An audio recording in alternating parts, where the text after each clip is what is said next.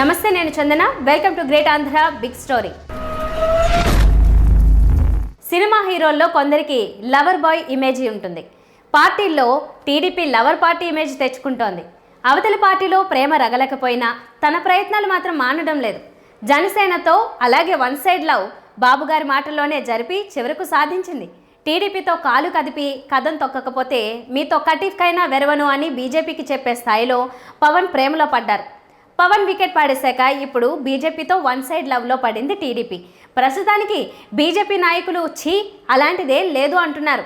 జీవి Narasimha Rao, Sunil Devdhar, doctor లక్ష్మణ్లు ఏం చెప్పినా TDP media మాత్రం ఇండియన్ ఎక్స్ప్రెస్, రిపబ్లిక్ టీవీ అని పలవరిస్తూ కథనాలు వండి వార్చేస్తోంది. పారా హుషార్ బాబు పేరుతో గత వారం బిగ్ బి స్టోరీలో జేపీ కబళింపుకు ఎరకాకుండా తన పార్టీని కాపాడుకోవలసిన అవసరం బాబుకు ఏ మేరకు ఉందో విపులీకరించడం జరిగింది. ఆయనకు ఆ అవగాహన ఉంది, కానీ పార్టీని సంస్కరించి కార్యకర్తల్లో ఉత్తేజం రగిలించి కేడర్ను, నాయకులను బీజేపీ పాల్పడకుండా కాపాడుకోవడం అనే క్లిష్టమైన ప్రక్రియ జోలికి పోదలుచుకోలేదు. అదే సమయంలో యథాతథ స్థితి కొనసాగితే బీజేపీ దానిని తట్టుకునే శక్తి లేదనే అంచనాకు వచ్చారు. If you can beat them, join them అన్నట్లు బీజేపీతో కలహించే బదులు పొత్తు కలుపుకుంటే మేలు అనే ధోరణిలో పడ్డారాయన. అయితే బీజేపీ అధినాయకత్వం ఆ దిశగా ఆలోచించడం లేదు. వారిలో ఆ ఆలోచన కలిగించి పొత్తు ఎంత ఉభయతారకమో నచ్చజెప్పే ప్రయత్నాల దిశగా ఆయన అడుగులు వేస్తున్నారు. దానికి గాను తనకు అచ్చి వచ్చిన మీడియా మేనేజ్మెంట్ టెక్నిక్ను వాడుతున్నారు. టీడీపీతో చేతులు కలిపితే బీజేపీకి ఎంత మేలు కలుగుతుందో జాతీయ మీడియాలో కథనాలు వచ్చేట్లా చేస్తున్నారు. దానివల్ల బీజేపీ అధిష్టానం కరిగినా కరగకపోయినా ఆంధ్రాలో టీడీపీ కేడర్ నాయకులు మాత్రం మనం బీజేపీ వైపు చూడనక్కర్లేదు, దసరాకో తప్పితో దీపావళికో కేంద్రంలో అత్యంత బలంగా ఉన్న ఎన్డీఏలో మన పార్టీ చేరబోతోంది, చేరి మన శత్రువు వైసీపీ దుంప తెంపబోతోంది, ఈలోగా మనం తొందరపడి బీజేపీలోకి గెంతకూడదు అని ఆగుతారు. ఇది బాబు ఆశ. దీపావళి నాటికి ఆ చేరిక జరగకపోతే జగన్ మోదీ దగ్గరికెళ్లి ఏడ్చి రాగాలు పెట్టాడట, అందువలన తెలుగు సెంటిమెంట్తో సంక్రాంతికి వాయిదా వేశారట అనే కథనాన్ని అందించవచ్చు. ఆగస్టు 28న Indian Express New Delhi contributing editor Coomi Kapoor ఓ వ్యాసం రాశారు. పక్షం రోజుల క్రితం బాబు మోదీని కలిసినప్పుడే ఆయన కుమారుడు లోకేష్ రహస్యంగా అమిత్ షాను కలిశారు. జగన్తో బీజేపీకి వైరం వచ్చిన కారణంగా టీడీపీతో చేతులు కలపాలని బీజేపీ ఆలోచిస్తోంది. టీడీపీ చేయించిన ఒక సర్వేలో బీజేపీకి ఆంధ్రాలో 4 నుంచి 5% ఓట్లున్నట్లు తేలింది. బీజేపీ, టీడీపీ పొత్తు పెట్టుకుంటే ఇద్దరి ఓట్ల శాతం విపరీతంగా పెరుగుతుందని బీజేపీ భావిస్తోంది. రాబోయే పండుగ రోజుల్లో టీడీపీని ఎన్డీఏలోకి చేరుతుందనే ప్రకటన వచ్చే అవకాశాలు ఉన్నాయి అని ఆవిడ రాసింది. దీనిపై టీవీ5 రిపోర్టరు వ్యాఖ్యానిస్తూ ఎన్డీఏలోంచి అకాలీదళ్, శివసేన, తాజాగా జేడీయూ వెళ్ళిపోవడంతో అది డీలా పడిపోయిందని, అందుకని టీడీపీ వంటి బలమైన ప్రాంతీయ పార్టీని చేర్చుకుని బలపడదామని చూస్తోందని అన్నారు. ఎన్డీఏలో నుంచి అకాలీదళ్ వెళ్లిపోయినందువలన బీజేపీ ఖేదపడుతోందని అనుకోవడానికి ఏమీ లేదు. పంజాబ్ అసెంబ్లీ ఎన్నికల్లో ఆ పార్టీ ప్రధాన నాయకులతో సహా అందరూ ఓడిపోయారు. ఉప ఎన్నికల్లో గెలిచినా ఆ పార్టీ ఇప్పట్లో కోలుకోలేదు. ఇక శివసేన పార్టీ ఎన్డీఏలోంచి వెళ్లిపోయిందని ఎందుకు అనుకోవాలి? మెజారిటీ ఉన్న చీలిక వర్గం బీజేపీతోనే ఉంది కదా. జేడీయూ విషయానికి వస్తే బీజేపీయే దాని పీక తెగగోయబోతే గంపలోంచి కోడి తప్పించుకున్నట్లు తప్పుకుంది. ప్రాంతీయ పార్టీలతో పొత్తు కోసం బీజేపీ తహతహలాడుతోందని అనుకోవటం పొరపాటు. అసలు దేశంలో ప్రాంతీయ పార్టీలను తుడిచిపెట్టేసి వాటి స్థానం ఆక్రమించాలనే లక్ష్యంతో ఉందా పార్టీ? ఎన్ని తగ్గించగలిగితే అంత మంచిది అనే భావంతో ఉన్న బీజేపీ ఓట్లున్న సీట్లు లేక అల్లాడుతున్న టీడీపీకి ప్రాణం పోసి నిలబెట్టి కేంద్రంలో అందరం ఎక్కిస్తుందంటే నమ్మడం కష్టం. ఇక అమిత్ లోకేష్ ను రహస్యంగా కలవడం గురించి కలిశారని కలవలేదని మనం గట్టిగా ఏమీ చెప్పలేం. పాత్రికేయులకు ఎక్కడెక్కడి నుంచో సమాచారం వస్తూ ఉంటుంది. వెరిఫికేషన్ కోసం ఆగకుండా బ్రేకింగ్ న్యూస్లు ఇచ్చేస్తారు. ఖండన మండనలు వస్తే అప్పుడే చూసుకోవచ్చనే ధీమా వారిది. వాదన కోసం కలిశారనే అనుకుందాం. అంత మాత్రం చేత వారి మధ్య సంప్రదింపులు ఫలప్రదమయ్యాయని అనుకోగలమా? లోకేష్ కు టీడీపీ నాయకులే పెద్దగా విలువనివ్వరు. టీడీపీలో నిర్ణాయక శక్తి అంటే చంద్రబాబు తప్ప వేరెవ్వరూ అగుపడరు. అలాంటిది ఏకంగా అమిత్ లోకేష్ తో చర్చలు జరిపారంటే నమ్మటం కాస్త కష్టం. సమాన స్థాయిలో చర్చలు జరపకపోయినా మీ నాన్నగారికి ఈ విషయం చెప్పు అని చెప్పడానికి పిలిచి ఉండవచ్చేమో. ఆ టర్మ్స్ ఉభయ పక్షాలకు అంగీకారమై ఉంటే ఫాలో అప్ కోసం అమిత్ హైదరాబాద్ పర్యటనలో బాబుతో కలిసి ఉండేవారు. కలిశారని టీడీపీ మీడియాలో వార్తలు వచ్చాయి, కానీ అమిత్ బిజీ స్కెడ్యూల్లో అది సాధ్యపడి ఉండదని తక్కిన వరకు కొట్టిపారేశారు. కూమీ కపూర్ వ్యాసుల్లో బీజేపీకి వైసీపీకి పడడం లేదని రాశారు. మామూలు ప్రజలకైతే ఆ దాఖలాలు ఎక్కడా కనబడడం లేదు. కేసుల కారణమో మరోటో జగన్ కేంద్రానికి దాసోహం అంటూనే ఉన్నాడు. ఆంధ్రకు ఇవ్వాల్సిన నిధులు ఇవ్వడం లేదన్న అభ్యర్థన తప్పితే కేంద్రం చేసే చట్టాలపై తీసుకునే చర్యలపై పన్నెత్తి ఒక్క మాట అనడం లేదు. వాళ్ళ రాష్ట్రపతి ఉపరాష్ట్రపతి అభ్యర్థులకు వాళ్ళు అడక్కముందే పరిగెత్తుకెళ్లి మద్దతు ప్రకటించేస్తున్నాడు. అధికారంలో ఉన్న వైసీపీతో పేచీ పెట్టుకుని అధికారానికి సుదూరంగా ఉన్న టీడీపీతో పొత్తు కోసం బీజేపీ వెంపర్లాడుతుందా? 2024లో వైసీపీ మళ్లీ గెలవదని ఖచ్చితంగా తెలిస్తేనే బీజేపీ వైసీపీతో తెంపుకొని టీడీపీతో కలుపుకుంటుంది. కానీ వైసీపీని మళ్లీ గెలవకుండా చేయాలంటే బీజేపీ టీడీపీ కలవాలి. పెళ్ళైతే తప్ప పిచ్చి కుదరదు, పిచ్చి కుదిరితే తప్ప పెళ్ళవదు అనే సామెతలా అయ్యింది వ్యవహారం. ఒకవేళ టీడీపీ వైసీపీలలో పొత్తో సఖ్యతో పాటించాలంటే బీజేపీ టీడీపీని ఎంచుకుంటుంది అని అనుకోవడం కష్టం. ఎందుకంటే బీజేపీకి జాతీయ స్థాయిలో ప్రధాన శత్రువు కాంగ్రెస్ ఎంత శల్యావశిష్టమైన స్థానిక నాయకుల కారణంగా 2024లో 40 ఎంపీ సీట్లు తెచ్చుకోవచ్చు. అంటే ఏ ప్రాంతీయ పార్టీ కన్నా ఎక్కువే. ఆ పార్టీతో కలిసి ఏర్పడే కూటమిలో చేరడానికి జగన్ చస్తే ఒప్పుకోడు. తనను జైల్లో పెట్టిన పార్టీపై అతనికి నరనరాన ద్వేషం ఉంది. కానీ బాబైతే కాంగ్రెసే కాదు, బీజేపీతో ఆజన్మ వైరం ఉన్న లెఫ్ట్తోనైనా కలిసిపోగలరు.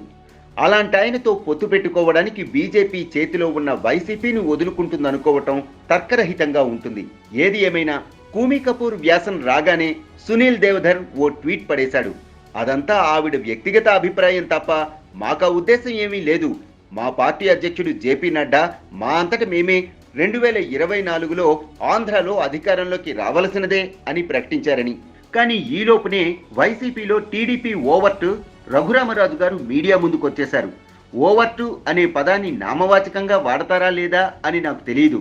తమ మనిషి ఎదుటి పార్టీలో ఉంటూ రహస్యంగా తమ కోసం పనిచేస్తే కోవర్టు అంటున్నారు. అది విశేషణమే అయినా రఘురామ గారు అలా బహిరంగంగా పనిచేస్తారు కాబట్టి ఓవర్టు అంటున్నాను. ఆయన ఎన్డీఏలో టీడీపీ చేరటం ఖాయం, మా పార్టీకి నష్టం కలగటం ఖాయం నర అని మాట్లాడారు. వెంటనే టీవీ5, ఏబిఎన్, ఆంధ్రజ్యోతి సమైక్యంగా పొత్తురాగం అందుకున్నాయి. టీడీపీ బీజేపీ కలయిక గురించి 4-5 నెలలుగా చర్చలు జరుగుతున్నాయని, అవి ఒక కొలిక్కు వచ్చి దీపావళిలోపున టీడీపీ కేంద్ర కేబినెట్లో చేరి వైసీపీ ప్రభుత్వానికి ముకుతాడు వేయటం ఖాయమని చెప్పసాగాయి. పొత్తు కుదిరిందని ఇటీవల కొన్ని సంఘటనలు నిరూపించాయని చెప్పాయి. వాళ్ళు చెప్పినవి 6 పాయింట్లు. మొదటిది, మోడీ బాబు ఢిల్లీలో భేటీ కావటం. అసలు దాన్ని భేటీ అని ఎలా అంటారో నాకు అర్థం కాదు. బాబు స్వయంగా చెప్పినదేమిటి? ఢిల్లీ రావటం లేదా, ఈసారి వచ్చినప్పుడు కలవండి, మీతో చాలా విషయాలు మాట్లాడాలి అనే కదా మోడీ అన్నది. సినిమా భాషలో చెప్పాలంటే టచ్లో ఉండు అన్నట్టన్నమాట. అలా అన్నంత మాత్రాన వేషం ఇస్తారన్న గ్యారంటీ ఏమీ లేదు. నిన్ను మర్చిపోలేదు, అవసరమైతే పిలుస్తానులే అని నోటి మాట. మీతో చాలా మాట్లాడాలి అంటే అవేమైనా కావచ్చు. జగన్పై కేసులు పెట్టడానికి కొత్తగా చేసిన స్కాములు ఏమైనా ఉన్నాయా అని కూపి లాగడానికి కావచ్చు. బాపుగారి కార్టూన్లో 3 పని చేస్తున్నానండి, ఇంక్రిమెంట్ ఇప్పించండి అని గుమాస్తా అడిగితే, నీ ఇంక్రిమెంట్ సంగతి తర్వాత, ఆ తక్కిన ఇద్దరు ఎవరో చెప్పు, ఉద్యోగం పీకేస్తా అంటాడు మేనేజరు. అలాగే మోదీ బాబుతో పొత్తు సంగతి తర్వాత చూద్దాంలే, ముందు జగన్ లొసుగులు చెప్పు, వాడుకోవాలి అనవచ్చు. పొత్తు అంటే ఆషామాషి వ్యవహారం కాదు. కేంద్రంలో మీరు తోపైతే కావచ్చు, రాష్ట్రంలో మేమే తోపు. అసెంబ్లీ సీట్లలో 75% మాకే కావాలి, తక్కిన 25%లో మీరు జనసేన సర్దుకోవాలి అని టీడీపీ అనవచ్చు. దానికి స్థానిక బీజేపీ నాయకులు ఒప్పుకోరు. మోదీ ప్రభావం పల్లె పల్లెనా కనబడుతోంది. ఇన్ని తక్కువ సీట్లు తీసుకుంటే బాబు మనను ఎదగనివ్వరు అని వాదిస్తారు. ఇలా అనేక బేరసారాలు కింది లెవెల్లో ప్రారంభమై ఓ దశలో నడ్డా, ఆ తర్వాత అమిత్ తేలుస్తారు. ఫైనల్గా మోదీ దగ్గర తుని తగవు జరుగుతుంది. ఈ ప్రాసెస్ పై నుంచి కిందకు రాదు. పైగా గతానుభవాల దృష్ట్యా మోదీ బాబు మధ్య అగాధాన్ని పూడుద్దామని మోదీ అనుకునుంటే బాబుని రహస్యంగా కలిసి మాట్లాడేవారు, లేదా అపాయింట్మెంట్ ఇచ్చి గంటో అరగంటో మాట్లాడేవారు. అవేమీ లేకుండా చుట్టూ 100 మంది ఉన్నప్పుడు నవ్వుతూ పలకరిస్తే దాన్ని భేటీ అని ఎలా అంటారో నాకు తెలియడం లేదు. చిన్నప్పటి నుంచి వింటూ వచ్చిన పాత్రికేయ భాష కాదిది. దీనికంటే అమిత్, లోకేష్ రహస్యంగా కలిశారన్నది ప్రాధాన్యత ఉన్న వార్త. పైగా దాని గురించి రాసింది కూమీ కపూర్. కానీ వింతగా ఈ టీడీపీ మీడియా దాని గురించి ఎక్కువగా చర్చించలేదు. అమిత్ వంటి అత్యంత శక్తిశాలి లోకేష్ను పిలిపించి మాటామంతి ఆడారంటే లోకేష్ స్టేటస్ చాలా పెరిగిపోయినట్లే. జూనియర్తోనే కాదు, అంతకంటే ముందుగా అమిత్ లోకేష్తోనే మాట్లాడాడు. పైగా జూనియర్తో సినిమా వేషాలు మాట్లాడితే దేశ రాష్ట్ర రాజకీయాలపై లోకేష్ అభిప్రాయాలను తెలుసుకోవడానికి భేటీ అయ్యారు. పిన్న వయస్సులోనే లోతైన అవగాహన పెంచుకున్నందుకు లోకేష్ను అమిత్ అభినందించారు అని లీకుల రూపంలోనైనా టీడీపీ చెప్పుకొని బాబు వారసుడిగా వినా లోకేశం ననాథో ననాథ అని ప్రచారం చేసుకోవచ్చుగా. అదేమీ చేయటం లేదు. దీన్ని బయట పెట్టవద్దని అమిత్ గట్టిగా చెప్పారేమో, లేదా వాళ్ళ భేటీ పొత్తుల గురించి కాదేమో. వైసీపీ మీ నాయకులపై మాధవ్ తరహా వీడియోలు తయారు చేయిస్తోంది చూసుకోండి అని హెచ్చరించడానికేమో. ఇక రెండో పాయింట్, బాబుకి ఎన్ఎస్జీ సెక్యూరిటీ పెంచారు. దీనికి పొత్తికి సంబంధం ఏమిటో నాకైతే అర్థం కాలేదు. బాబుకి కుప్పంలో జరిగిన సత్కారం చూశాక ఎవరైనా చేయవలసిన పనే అది. కుప్పంలో వేడి పెంచేసి 2024 ఎన్నికల్లో అక్కడ తన గెలుపుకి బాబుకి అనుమానం కలిగిస్తే బాబు రాష్ట్ర వ్యాప్త పర్యటనలు తగ్గించుకొని కుప్పంకే ఎక్కువ రోజులు కేటాయిస్తారనే భావనతో కాబోలు అక్కడ వైసీపీ విపరీతంగా దాష్టీకం చేస్తోంది. అందుకే సెక్యూరిటీ పెంచారు. అది బాబుకున్న థ్రెట్కు సంకేతం, పాపులారిటీకి కాదు. బీజేపీతో ఉన్న సాహిత్యానికి అసలే కాదు. ఇక మూడో పాయింట్, జూనియర్ని కలవటం. అది టీడీపీకి శుభ సంకేతమా? ఎలా? అతను టీడీపీ సభ్యుడా? టీడీపీకి ప్రచారకర్త? టీడీపీ తరపున తన సవతి సోదరుని నిలబెడితే ప్రచారానికి కూడా వెళ్ళలేదు. కానీ అమిత్ జూనియర్ను కలిస్తే ఈ మీడియా లోకేష్ను కలిసినంత హడావిడి చేస్తోంది. ఆంధ్రజ్యోతి రాధాకృష్ణ తన కొత్త పలుకులో జూనియర్ను కలవడం టీడీపీతో పొత్తు సంకేతంగా రాయలేదు. జగన్, బాబులపై మోదీ, అమిత్ షాలకు సదభిప్రాయం లేకపోవడం చేత సొంతగా ఎదగడానికి, సినిమా గ్లామరు అద్దడానికి చిరంజీవిని కదిపి చూశారు. ఆయన అనాసక్తి చూసి బహుశా పురంధేశ్వరి ద్వారా జూనియర్ను కలిశారు. జగన్ ఆటలు సాగడానికి బీజేపీయే కారణమని భావిస్తున్న ఆంధ్ర ప్రజలకు బీజేపీపై సదభిప్రాయం లేదు. జూనియర్ బీజేపీలో చేరినా ప్రభావం కలిగించలేకపోవచ్చు. ఆయన చేరికపై పవన్ ఎలా స్పందిస్తారో చూడాలి. జూనియర్కు రాజకీయాల్లో ఆసక్తి ఉందని చెప్తారు. బీజేపీలో చేరే బదులు టీడీపీలో చేరి నాయకత్వం కోసం ప్రయత్నించమని వైసీపీలో జూనియర్ సన్నిహితులు సలహా ఇస్తున్నారు. ఇది ఆయన రాసిన దాని సారాంశం. ఎంతో కెరియర్ ముందుండగా జూనియర్ రాజకీయాల్లోకి ఇప్పుడే వచ్చేస్తారని అనుకోవడం సబబు కాదు. బీజేపీ ఆయన పార్టీలో చేరకుండానే ప్రచార సారథిగా ఉండమని కోరి ఉండవచ్చు. దానికి జూనియర్ ఏమంటారో తెలియదు. ఇక పొత్తుకు సంకేతం అంటూ టీడీపీ మీడియా చెప్పిన 4వ పాయింట్ ఏంటంటే, రాష్ట్రపతి, ఉపరాష్ట్రపతి ఎన్నికల్లో బీజేపీ అభ్యర్థికి టీడీపీ ఓటు వేయడం. వాళ్లకు ఓటేయని పార్టీలన్నిటికీ కేంద్ర కేబినెట్లో సీటు ఇవ్వాలంటే జంబో కేబినెట్ ఏర్పరచాల్సిందే. 5వ పాయింట్, రామోజీరావు గారిని కలవడం గురించి. కానీ దానిపై ఏబిఎన్ పెద్దగా ఫోకస్ పెట్టలేదు. పెడితే రామోజీయే రాజగురువు అని ఒప్పేసుకున్నట్లు అవుతుందేనేమో. అమిత్ రామోజీని కలవడంలో ఆంతర్యం ఏమిటన్న దానిపై చాలా ఊహాగానాలే సాగాయి. గుజరాత్లో ఈటీవీ ఉంది కాబట్టి గుజరాత్ ఎన్నికల్లో హెల్ప్ చేయండి అని అడగడానికి అమిత్ వెళ్ళి ఉంటారని ఒక బీజేపీ లీడరు చెప్పినది నమ్మాల్సిన పని లేదు. అవన్నీ ఎలాగూ అంబానీ అజమాయిషీలో ఉన్నవే, బీజేపీ వైపు ఉండి తీరుతాయి. బీజేపీతో పొత్తు కుదిర్చి పెట్టండి అని రామోజీని అడగవలసిన పని బీజేపీకి లేదు. చిటికేస్తే చాలు టీడీపీ వచ్చి వాళ్తుంది. పొత్తు కుదిరాక సీట్ల పంపిణీ దగ్గర పేచీ వస్తే పెద్ద మనిషిగా రామోజీ గారి వద్దకు ఉభయులు వచ్చి కూర్చున్నారంటే కాబోలు అనుకోవచ్చు. మరి ఎందుకు కలిసి ఉంటారు? ఒక ఆలోచన ప్రకారం అమిత్ మీరు అటుంటారా ఇటుంటారా అని అడగడానికి వెళ్ళి ఉండవచ్చు. రామోజీ అటు బీజేపీకి ఇటు టీడీపీకి ఇద్దరికీ సన్నిహితులని, హితైషి అని అందరికీ తెలుసు.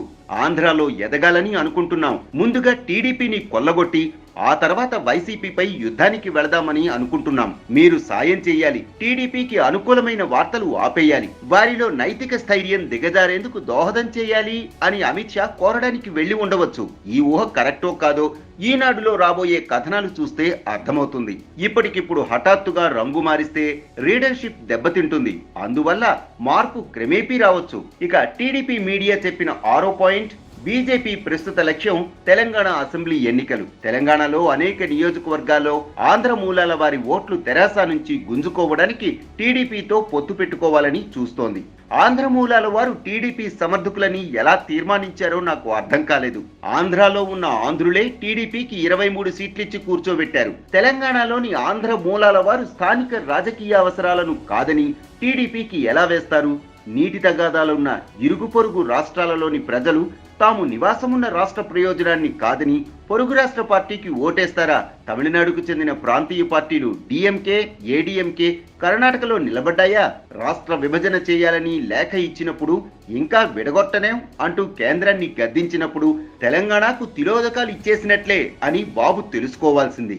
టీడీపీ సానుభూతి పరులు 27 నియోజకవర్గాలలో ఫలితాలను తారుమారు చేయగలరని ఆంధ్రజ్యోతి రాధాకృష్ణ రాశారు. వారి ఓట్లు ఛానలైజ్ చేసేందుకు తెలంగాణలో టీడీపీ నాయకులు ఇంకా ఉన్నారా? ఆంధ్ర మూలాల వారు అధిక సంఖ్యలో ఉన్న కూకట్పల్లిలోనే ఎన్టీఆర్ మనవరాలు నిలబడితే గెలవలేకపోయారు. టీడీపీ నాయకులందరూ తెరాసలో చేరిపోయి పెద్ద పదవులు అధిష్ఠించారు. వారందరూ ఆంధ్ర మూలాల వారితో మేం మీకు అండగా ఉన్నాం కదా అంటున్నారు.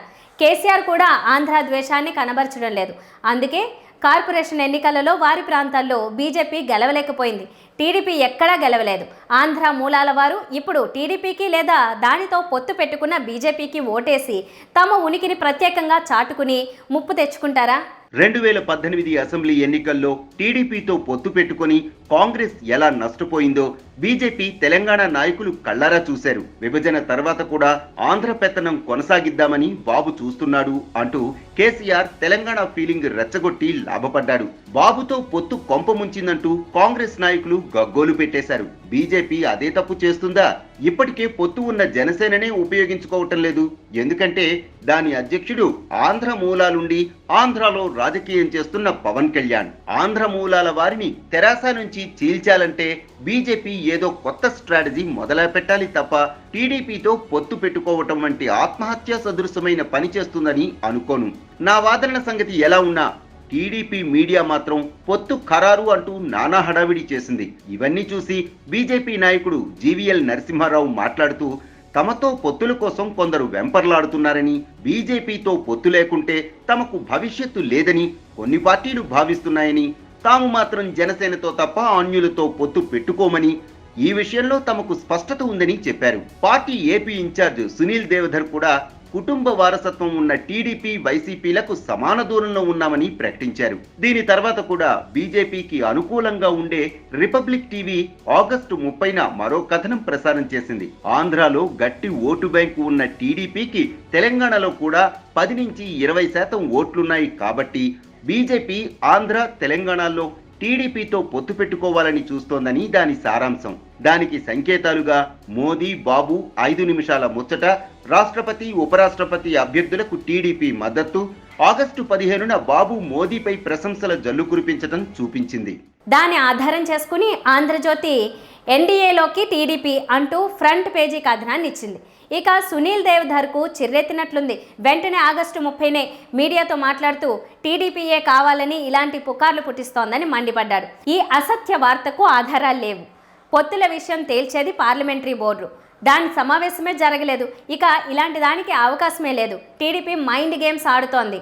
ఆజాదీ అమృతోత్సవంలో రాజకీయాలతో సంబంధం లేకుండా అన్ని పార్టీలు పాలు పంచుకోవాలనే ఉద్దేశంతో మోదీ బాబుని, ఫరూక్ అబ్దుల్లాను కూడా కలిశారు.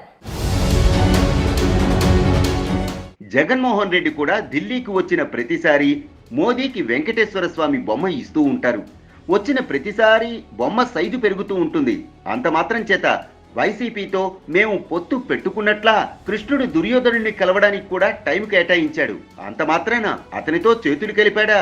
అతని ప్రత్యర్థికి అక్రమ మార్గాన్ని ఉపదేశించి గదా యుద్ధంలో తొదముట్టించాడు కూడా అని అనుకున్నాడేమో కానీ పైకి అనలేదు అని పురాణాలు ఉటంకిస్తూ అలా క్యాజువల్ సమావేశాలను రాజకీయ కోణంలో చూడకూడదు అంటూ ముక్తాయించాడు. వైసీపీ, టీడీపీ రెండు ఆశ్రిత పక్షపాతానికి, అవినీతికి ఆలవాలాలని బీజేపీ అభిప్రాయం అని చేర్చాడు.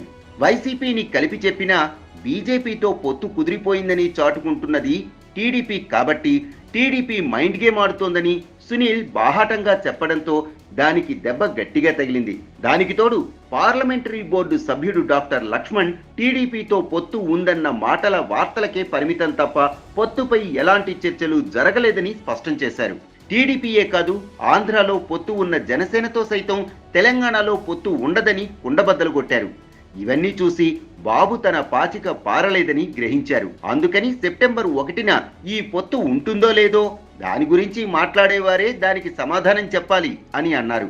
ఆ ప్రచారానికి తనకు సంబంధం లేదని నిరూపించుకోవడానికి ఆయన తాపత్రయపడినా ఇప్పటిదాకా మాట్లాడిన వారందరూ ఆయన పార్టీతో సంబంధం ఉన్నవారే కాబట్టి ప్రస్తుతానికి ఆయన ఈ మైండ్ గేమ్కు విరామం ఇచ్చారని మాత్రం అనుకోవాలి. ఇప్పుడు సమాధానం చెప్పవలసిన భారం దీని గురించి ఇక్కడ మొదటగా మాట్లాడిన రఘురామ గారిపై పడింది. ఉద్దండులను బాహుబలి అనే పేరుతో పిలిచినట్లు ఈయన పేరులో పొడి అక్షరాలు కలుస్తాయి కదా అని ఏబిఎన్ వెంకటకృష్ణ ఆయన్ని ఆర్ఆర్ఆర్ అని పిలిచేవారు. ఆ సినిమాకు డబ్బు వచ్చినా పేరు రాకపోవడంతో ఆ పిలుపు వెనకబడింది. ఆ పేరులోని రుధిరం ప్రజాస్వామ్యపు రోజుల్లో పనికిరాదు. రణం అయితే మాత్రం ఆయనకు అన్వయిస్తుంది. సొంత పార్టీతోనే పోట్లాడుతున్నాడు కాబట్టి. ఇక రౌద్రం అనేది అస్సలు నప్పదు. దేన్నైనా చమత్కారంగా నవ్వుతూ చెప్పడం ఆయన స్టైల్ కాబట్టి. ఇప్పుడు ఈ కృష్ణ దుర్యోధన సామ్యంపై ఆయన విసిరబోయే చెనుకు కోసం ఎదురు చూద్దాం. ఇది వాళ్ళ బిగ్ స్టోరీ. మరిన్ని టాపిక్స్తో మళ్ళీ కలుద్దాం. నమస్తే.